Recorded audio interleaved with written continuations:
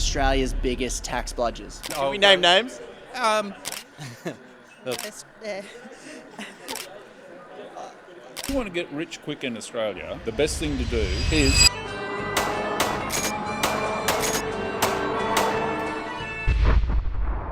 How did I end up in this room in Parliament House talking to a whole bunch of tax nerds about tax?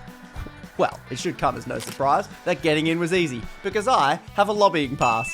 Because apparently, politicians can give these things out to anyone they want. But anyway, how did I end up in Parliament House? Well, I was invited by independent politician Allegra Spender to her tax summit roundtable thing and ended up in a room with some of the biggest names into how our policies gets decided. I wanted to ask both politicians and tax nerds, who is Australia's biggest tax bludgers and who is doing the heavy lifting? Let's go to question number one. Who is Australia's biggest tax bludgers? This bloke here, this is the Ken Henry. If you're a nerd, you've seen the name on a lot of papers. He has written reviews and policies directly for the government. Here's what he had to say. Who is Australia's biggest tax bludgers?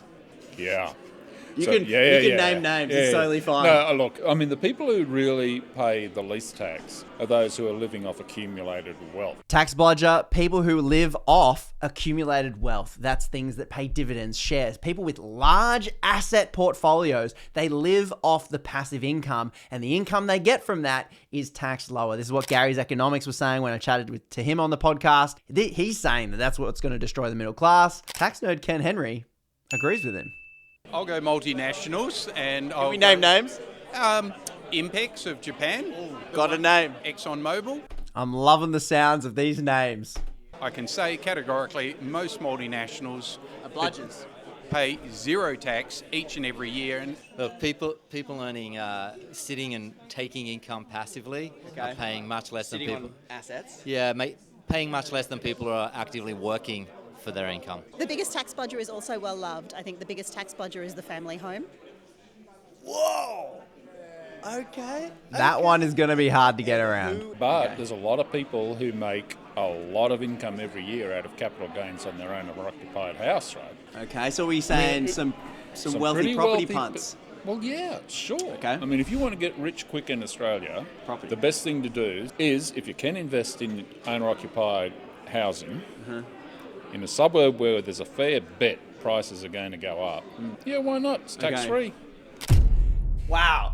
So there you have it, punters. If you want to get rich quick here in Australia, step one, have an F ton of money. Step two, buy a property in a great suburb of Sydney, preferably a super rich one where the house value is super high and set to go higher and higher, because all of the wealth you make on that home, on that house, is completely tax-free. That's a controversial one. I reckon there are some oil and gas companies that have got a pretty sweet deal. Oil and gas, love to hear it. A bludging deal, some might say. You could definitely say a bludging deal, but I reckon the digital technology companies are the new bad boys in town. names? Facebook. Meta. Facebook and Meta, Google. Yeah, These big are the new bad boys in town. Some rich property punts are tax bludgers. Yeah. Oh, well, those are your words, tax bludgers, right? By tax bludger, you mean somebody Not who's... paying what they owe. Or just not paying anything. Who's Australia's biggest tax bludger? The top 0.001% are paying maximum 30% and probably 20%, much less than any salary. Rich punts. So they would be the biggest tax bludgers. Who's Australia's biggest tax bludgers? You can name names, I don't mind. I think the group that's not carrying their fair share are wealthy homeowners who need to pay more tax on the asset growth that they've seen. The next question I asked, who is getting stiffed by the current tax system that is in place today? That one's easy. Young workers. Me. I hate to say this, but it's young people. Massive uni debt. They can't afford to buy a house. Okay. They're facing the cost of climate. Are you talking about me? Have you seen my financials? I'm really sorry. I am talking about you. Who's doing the heavy lifting? Anyone with a boss and a salary is paying a lot more in taxes than someone without. So a regular Aussie punter, probably. And especially, I think, workers looking after kids. Working people who work as an employee and who Wage slaves who have a tertiary education, who invested in those years of That's me. going to uni, who built up that HECS debt. who are paying that HECSTAT and working for a wage. The 30 to 45-year-olds who are working for wages. I'm sick and of paying hearing all the that income today. tax, but it's true. This is And you know what the thing is? It's not just about what you're paying tax. It's that who's going to pay for all those government budget deficits we're running because Me. we're giving the age pension to people who are sitting on a $2 million house. So 20% of the people getting a full age pension have a house 20. that's worth more than $1 million. So we should be including that in the means test. I for might the call age that pension. bludging. There you go. So punters, I don't know if you can hear that enough times. The current tax system as it currently stands right bloody now is rigged against you and me, unless you are a wealthy, privileged boomer who's watching this from your multi-million-dollar house whilst collecting a pension. And then I guess good on you. System's great for you, but not for me. That's my perspective. That's my bias. I'm getting stiffed by this. I fit every single damn category they spoke about. And many of you punters who follow me, you're in that category too. Even if you're older or younger, if you are taking a paycheck from a boss, you are getting stiffed. So when you say tax, everyone freaks out and loses their mind. The establishment corporations and establishment politicians want you to be afraid of any conversation around tax. So if you see a politician scaremongering, saying they're going to tax you more, they're going to tax you more, they're going to tax you more, the system is the worst it's ever been right now for you. A conversation about tax can only be a good thing if we're talking about the right things, if we identify the right bludgers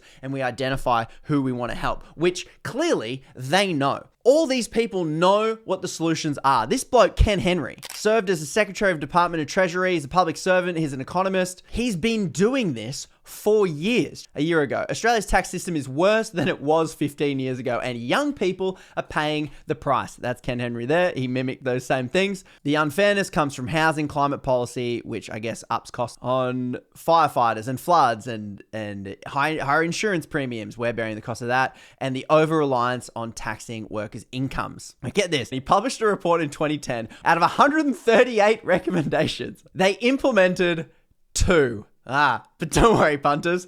Those 2 that were introduced were subsequently repealed. So it is so depressing. I'm depressed just tuning in now. But this bloke has been having this conversation for well over 15 years with pretty good solutions on the table to start making it more fair. And yet somehow our politicians never do anything. They knew the solutions and they've had them for 15 years. But something happens between that room and the room just across the hall, 20 meters away, where they pass legislation. And punters, that is lobbyists. This whole event was actually live streamed the entire time.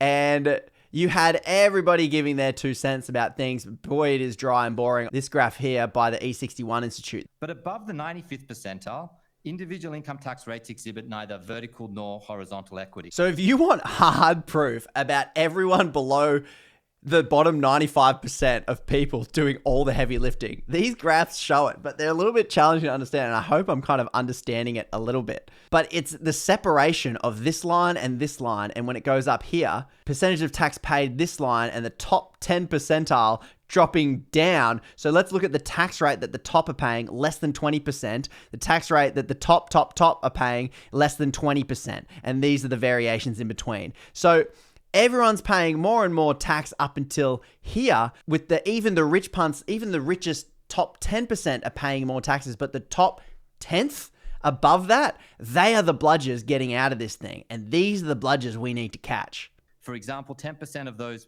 people with incomes in the top 1%, which pay lower tax rates than half of those earning $70,000. Rich punts with incomes over $390,000 per year pay a tax rate of what? Pay lower tax rates than half of those earning $70,000. They pay lower tax than a punter on $70,000. Do not be afraid of having the conversation around tax, because right now you're getting stiffed, I'm getting stiffed, they all know it, they have the solutions, and we just need to not buy the deliberate fear tactics that scare us talking about tax, changing the tax system, because if we do nothing, the real winners are already winning right bloody now. Anyway, massive thanks to We The Punters over on Patreon. These are the punters that keep me making the videos that I think are important, really like this one. Tax, boring, unpopular, everyone's going to lose their minds in the comments. Taxes is theft, blah, blah. Anyway, I'm going to do it anyway because I think it's really important and it's a conversation that has to happen, and I can do that because the punters on Patreon.